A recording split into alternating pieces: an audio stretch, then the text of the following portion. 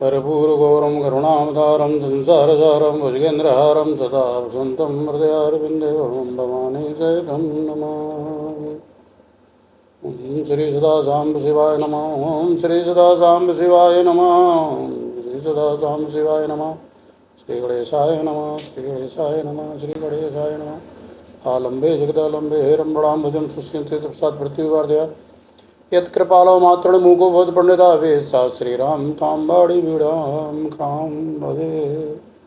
नमः पार्वती पतये हर हर महादेव। श्री शिव महापुराण के 15वें अध्याय का वाचन और श्रवण आज हम सब करेंगे। इस अध्याय में देश, काल और पात्र के अनुसार दान का विचार किया जा रहा है। जैसा कि हमने पूर्व में भी बताया कि जो सूत जी हैं, व्यास जी जो उपदेशक है और जो श्रोता समूह ऋषिगण हैं, दोनों का उद्देश्य जन सामान्य को उनके आचार विचार व्यवहार और उनकी हर प्रकार की उन्नति, अर्थ धर्म काम मोक्ष की प्राप्ति हेतु जो जो विधान आवश्यक हैं उनका वर्णन विभिन्न कथाओं के श्रोताओं द्वारा प्रश्न के रूप में व्यास के समक्ष उपस्थित किया जाता है और व्यास जी उन्हें उसके बारे में वर्णन करते हैं। देशाधीन क्रमशो ब्रूहि सूत सर्वार्थवित्तम शुद्धम गृहम समलम देवयज्ञादि कर्मसु ततो दसगुणम गोष्ठम चलतीरम ततो दशा ततो दसगुणम बिल्वतुल्यस्य स्तुतमूलकम। यहाँ पर यह बताया गया कि जो कर्मों का अपना शुद्ध ग्रह समान फल देने वाला होता है, अर्थात घर में किए हुए जो देव यज्ञ हैं और शास्त्रोक्त कर्म फल को सम मात्रा में देने वाले होते हैं। अब स्थानों का महत्व कि कोई पुण्य कार्य जप यज्ञ आदि हवन कहाँ किया जाए तो उसका फल कैसा होगा, तो बता रहे कि गौशाला का स्थान घर की अपेक्षा 10 गुना फल देता है। जलाशय का तट उससे भी 10 गुना महत्व रखता है तथा जहाँ बेल, तुलसी एवं पीपल वृक्ष का मूल निकट हो, यानी तीनों वृक्ष के जड़ एक ही स्थान पर हों, वो स्थान जलाशय से भी 10 गुना अधिक फल देने वाला है। इसी प्रकार से देवालय को उससे भी 10 गुना महत्व का स्थान जानना चाहिए। तीर्थ भूमि को का जो तट है, किनारा है, जो तीर्थ हैं हमारे जितने, उनको देवालय से भी 10 गुना महत्व होता है और उससे भी 10 गुना श्रेष्ठ होता है नदी का किनारा, जहाँ नदियाँ प्रभावित होती हैं। नदियों में से भी गंगा, गोदावरी, कावेरी, ताम्रपर्णी, सिंधु, सरयू और नर्मदा, इन 7 नदियों को सप्त गंगा कहा गया है। समुद्र के तट का स्थान इनसे भी 10 गुना अधिक पवित्र माना गया है और पर्वत के शिखर का प्रदेश समुद्र तट से भी 10 गुना माना गया है। यानी यहाँ पर्वत के शिखर को, पर्वत की चोटी पर बैठ करके, यानी ऊंचाई पर बैठ करके, इसलिए हमारे ऋषि मुनि ज़्यादातर हिमालय की शरण में जा कर के उनकी उपत्यकाओं में, जो निश्चित रूप से भूमि से थोड़े ऊपर स्थान पर होती थी, क्योंकि वो हिंसक पशु आदि की दृष्टि से सुरक्षित भी होती हैं। और जैसा कि बताया गया कि जितने भी स्थान यहाँ बताए गए, चाहे देवालय हो, गौशाला हो, नदियों का तट हो, समुद्र का तट हो, पवित्र नदियों का तट हो, उन सब से भी जो सर्वोत्तम जो स्थिति है वो इन स्थानों पर भजन पूजन करने से प्राप्त होता है।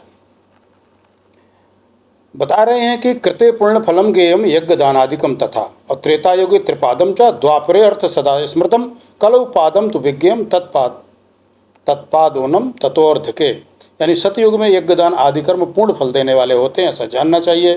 त्रेता युग में उनका 3/4 फल मिलता है, द्वापर में आधे फल की प्राप्ति होती है और कलयुग में 1/4 फल की प्राप्ति समझनी चाहिए और आधा कलयुग बीतने पर उस फल में भी 1/4 कम हो जाता है।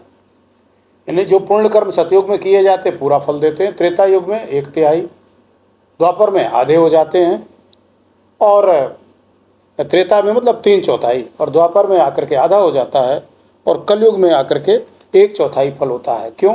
क्योंकि कलयुग में हमारे कर्म जिस विधि से होने चाहिए, क्योंकि वस्तुओं में ना उतनी शुद्धता रहती है, ना पदार्थ उतने शुद्ध मिलते हैं और ना व्यक्तियों के मनोभाव उतने शुद्ध होते हैं, इसलिए इस युग में आकर के जो हमारे कर्म हैं वो कम फल देने वाले होते हैं। इसलिए कलयुग के मनुष्यों को चाहिए कि उनको जब तक 4 गुना करना चाहिए, जिससे कि उनको समग्र फल की प्राप्ति हो सके। तपोनिष्ठा ज्ञाननिष्ठा योगिनियतस्तथा पूजाया पात्र में ते ही पाप संशय कारणम। तपोनिष्ठ योगी और ज्ञाननिष्ठ यति ये पूजा के पात्र हैं, क्योंकि ये पापों के नाश में कारण होते हैं। जिसने 24 लाख गायत्री का जप कर लिया हो वह ब्राह्मण भी पूजा का पात्र है। चतुर्विंशति लक्षम वह गायत्रा जप संयुता ब्राह्मणस्तु भवेत पात्रम संपूर्ण फल भोगदम। ये बता रहे कि पूजा के पात्र कौन कौन हैं। अब बता रहे हैं कि दानम कर्तुम तथा त्रातुम पात्रत्वम ब्राह्मणो अर्हति अन्नस्य शुद्धतम पात्रम नारी नरयात्मकाम। स्त्री हो या पुरुष जो भी भूखा हो वही अन्नदान का पात्र है। यहाँ ये बताया गया है कि पात्र की क्या परिभाषा होगी। तो वास्तव में जिस व्यक्ति को या जिस स्त्री या पुरुष को जिस चीज़ की आवश्यकता है उसको वही चीज़ प्रदान करना ही पात्रता है। यानी यदि भूखा है तो उसको अन्न देना चाहिए, और श्रेष्ठ ब्राह्मण है तो उसको समय पर बुलाकर उसे धन अथवा उत्तम वाणी से संतुष्ट करना चाहिए। यानी धन अगर नहीं है, उत्तम वाणी का तात्पर्य है कि प्रेम और सम्मान से भरी हुई वाणी का संबोधन यदि ब्राह्मण को किया जाए तो अभीष्ट फल की प्राप्ति होती है। तदर्थम शब्दमर्थम व सद्बोधकम भीष्टमदम। कितना आसान है। यानी ब्राह्मण से यदि आप प्रेम और सम्मान पूर्वक भी बोल लिया जाए तो जो भी फल चाहिए वो सिर्फ वाणी मात्र से प्राप्त हो जाता है। हे विप्रवरो, जो जाति मात्र से ब्राह्मण है और दीनतापूर्वक वृत्ति से जीवन बिताता है उसे दिया हुआ धन का दान दाता को इस भूतल पर 10 वर्षों तक भोग प्रदान करने वाला है। अब प्रायः बात इस तरह की आती है कि साहब कोई शुद्ध ब्राह्मण है नहीं, ब्राह्मण को इतना योग्य होना चाहिए, इतना पढ़ा लिखा होना चाहिए, ऐसा होना चाहिए, वैसा होना चाहिए। तो यहाँ पर व्यास जी बता रहे हैं कि तदमर्थम ही भोगाय भूर्लोके 10 वार्षिकम वेद युक्तस् विप्रस स्वर्गे ही 10 वार्षिकम। बता रहे हैं कि यत सेवकाय दत्तम सादत फल विदम विदु जातिर्मातस्य विप्रस्य दीन वृत्तिर दुजिर सर्वा। यानी कि जो दीन व्यक्ति है यानी दीन ब्राह्मण है, जाति मात्र से ब्राह्मण है यानी उसके कर्म हो सकता है ब्राह्मण के ना हो। जो जाति का तात्पर्य होता है कि पैदा होने मात्र से यानी जन्म से ब्राह्मण है और दीनता पूर्वक वृत्ति से जीवन बिताता है, अत्यंत बेचारा है, गरीब है, उसे दिया हुआ धन का दान दाता को इस भूतल पर 10 वर्षों तक भोग प्रदान करने वाला होता है। वहाँ तो बताया कि कलयुग वैसे चौथाई देता है, लेकिन यदि ऐसा पात्र मिल जाए वही ध्यान यदि वेदवेत्ता ब्राह्मण को दिया जाए तो वह स्वर्ग लोक में देवताओं के 10 वर्षों तक दिव्य भोग देने वाला होता है। शिव भक्त से विप्रस दत्तम कैलासदम विदु तत्लोक भोगार्थम सर्वेशा धान्य विश्यते। शिव भक्त विप्र को दिया हुआ दान कैलाश की प्राप्ति कराने वाला है। इस प्रकार सबको इन लोकों में भोग प्राप्ति के लिए दान देना चाहिए। यानी इस संसार में यदि हमको भोग आदि प्राप्त करने हैं तो दान देने की प्रवृत्ति होनी चाहिए। बालानाम ब्रह्म बुद्ध्या ही देवम विद्यार्थी विरुनरे यूनाम च विष्णु बुद्ध्या ही पुत्र कामार्थी विनरे। विद्या की कामना वाले मनुष्यों को ब्रह्म बुद्धि से बालकों को दशांग अन्न का दान करना चाहिए। पुत्र की कामना वाले लोगों को विष्णु बुद्धि से युवकों को दान करना चाहिए और ज्ञान प्राप्त की इच्छा वालों को रुद्र बुद्धि से दान देना चाहिए। सुक्त परिग्रहात्म बद्यम द्रव्य मुच्यते कृष्ण वाणिज्य को पोतम धमम द्रव्य मुच्यते। शुद्ध शुक्ल प्रतिग्रह दान में मिला हुआ द्रव्य मध्यम द्रव्य कहा जाता है और खेती व्यापार आदि से प्राप्त धन अधम द्रव्य कहा जाता है। ये ब्राह्मण के लिए कहा गया कि जो दान से धन मिलता है वो उत्तम है, शुद्ध है, जो प्रतिग्रह से मिलता है, और जो खेती व्यवसाय आदि से मिलता है वो अधम द्रव्य कहा गया है। लेकिन ये तप की व्यवस्थाएं हैं जब वर्ण व्यवस्था थी और उस समय ब्राह्मण के लिए यज्ञ करना, कराना, पढ़ना और पढ़ाना, दान लेना और देना भी ये कर्तव्य थे। तब ये विधान उस समय के लिए किए गए हैं। भूदानम ही प्रतिष्ठार्थम चामुत्रचा दुजा तिलदानम बालार्थम ही सदा मृत्युंजय अभिदु। हे ब्राह्मणों, भूमि का दान इहलोक और परलोक में प्रतिष्ठा आश्रय की प्राप्ति कराने वाला है। तिल का दान बलवर्धक एवं मृत्यु का निवारक कहा गया है। तिल के दान का बहुत ही महत्व है। यदि मृत्यु का संकट हो तो तिल का दान करना चाहिए। वेद शास्त्रम समादाय बुद्धिवा गुरुमुखास्तोयम कर्मणा फलमस्ति बुद्धिरास्तिक मुच्यते। वेद और शास्त्र को गुरुमुख से ग्रहण करके गुरु के उपदेश से अथवा स्वयं ही बोध प्राप्त करने के पश्चात जो बुद्धि का यह निश्चय होता है कि कर्मों का फल अवश्य मिलता है, इसी को उच्च कोट की आस्तिकता कहते हैं। यहाँ आस्तिक और नास्तिक को परिभाषित किया गया है। सामान्यतया लोग ये समझते हैं कि जो ईश्वर और भगवान को मानते हो आस्तिक हैं और जो नहीं मानते वो नास्तिक हैं। लेकिन जो हमारा दर्शन शास्त्र ये कहता है कि जो वेदों को मानते हैं वो आस्तिक हैं और जो वेदों को नहीं मानते हैं वो नास्तिक हैं। और इस तरह से जो वेदों को ना मानने वाले हमारे यहाँ बौद्ध धर्म हैं, जैन धर्म हैं और चारवाक धर्म हैं। तो ये शास्त्र हैं, एक तरह से ये दर्शन है। जैन धर्म यानी जैन दर्शन, बौद्ध दर्शन और चारवाक दर्शन, ये तीन हैं जो वेदों को नहीं मानते हैं। शेष जो हमारे दर्शन हैं वो वेदों को मानते हैं। मीमांसा वगैरह कर्मकांड को मानते हैं, यानी वेद का जो पूर्वोक्त भाग है, और जो वेदांत है, जैसा कि नाम से स्पष्ट है, वेद का अंत यानी जो परात वेद का जो अंतिम भाग है, उसको जो वेदांत है हमारा, जो आदि शंकराचार्य द्वारा, रामानुजाचार्य द्वारा और इसके बाद भी वल्लभाचार्य आदि संतों द्वारा विभिन्न प्रकार के वेदांत के, अद्वैत वेदांत और आपका द्वैत वेदांत, शुद्धाद्वैत, विशिष्टाद्वैत आदि नामों से वेदांत का वर्णन किया गया है। ये इसका भी यहाँ पर, लेकिन यहाँ पर किसे आस्तिक कहते हैं और नास्तिक कहते हैं वो स्पष्ट रूप से बता रहे हैं कि कर्मों का फल अवश्य मिलता है यदि इस बात पर विश्वास करने वाले लोग आस्तिक हैं, और कर्मों का फल प्रत्येक को मिलता है। अगर कोई ये कहता भी है कि नहीं मिलता है तो समझिए वो असत्य भाषण कर रहा है। क्यों? क्योंकि भोजन करने के बाद क्षुधा की शांति होती है, पानी पीने के बाद प्यास की शांति होती है। पानी पीना कर्म है और प्यास का शांत होना उसका फल है। इसी प्रकार से यदि हम अपच और बचा या अधिक खाते हैं तो हमारा पेट गड़बड़ होता है। सुपाच्य भोजन करते हैं, हमें नींद अच्छे से आती है, प्रातःकाल हम लोग ठीक से सोच वगैरह फ्रेश वगैरह होते हैं। तो अगर इस संसार में कोई ये कहता है कि कर्मों का फल नहीं मिलता, कर्म सिद्धांत व्यर्थ है, तो उसे आप निरा या तो मूर्ख है अथवा बहुत बड़ा धूर्त है। कर्मों का फल अवश्य मिलता है, क्योंकि दिन प्रतिदिन के कर्मों में हम फल प्राप्त करते हुए देखे जाते हैं। और यदि कर्म फल में व्यक्ति का विश्वास ना होता तो कोई भी व्यक्ति फिर कुछ भी नहीं करता। संतानोत्पत्ति से लेकर के संतान का पालन, पठन पाठन, विद्या आदि, खेती आदि, क्योंकि हमें ये विश्वास ही नहीं होता कि जो हम बीज बोएंगे वो बड़ा भी होगा और इसके बाद उसमें फूल भी निकलेंगे, उसमें फल भी आएगा, उसको हम काट पाएंगे, फिर उसको घर ला पाएंगे, फिर उससे अपना भोजन या व्यापार आदि जो भी करना है वो कर पाएंगे।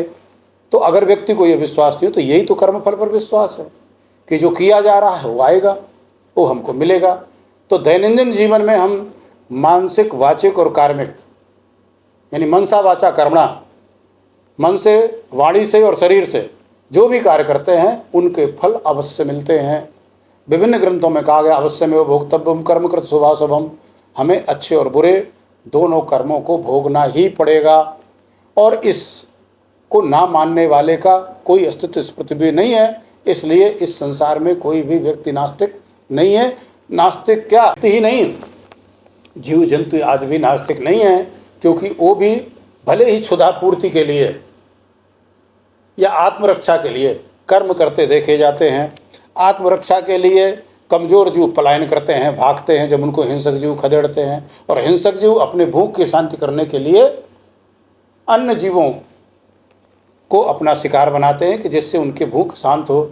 अपने बच्चों का पालन पोषण करते हैं। तो भले में उनमें चिंतन मनन और अपनी बात को व्यक्त करने की सामर्थ्य ना हो, लेकिन उनका भी कर्म पर विश्वास है, कर्मफल पर। और ये इस तरह से वाचकम यजनम विद्यामंथोस जापादिकम तीर्थ यात्रा विद्यादम ही कायकम यजनो विदु। अबू बता रहे हैं कि मंत्र, स्तोत्र और जप आदि को वाणी द्वारा किया गया यजन समझना चाहिए, तथा तीर्थ यात्रा और व्रत आदि को विद्वान पुरुष शारीरिक यजन मानते हैं।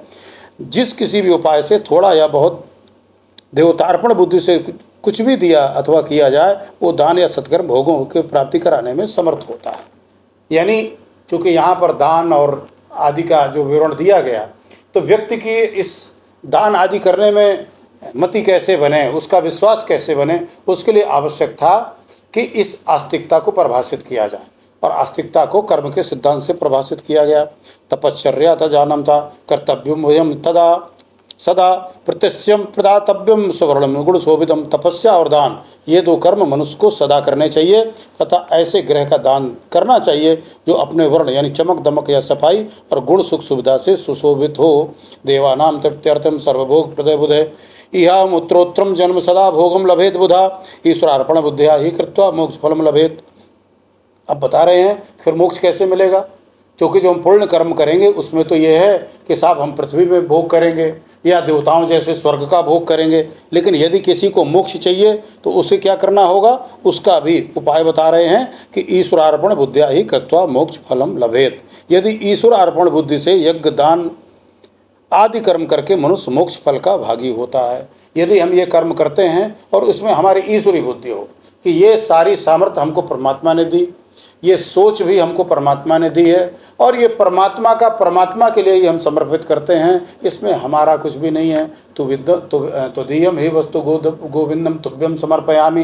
हे गोविंद, ये सब कुछ आपका ही दिया हुआ है, इसलिए आपको हम समर्पित कर रहे हैं। यदि इस तरह की ईश्वर बुद्धि हो जाए तो ऐसे व्यक्ति को कर्म का फल नहीं मिलेगा और क्या मिलेगा, उसको फिर मोक्ष की प्राप्ति होगी। या इमं पठेत अध्यायम या श्रोति सदा नरा तस्व धर्म बुद्धिश्च ज्ञान सिद्धिश प्रजायते।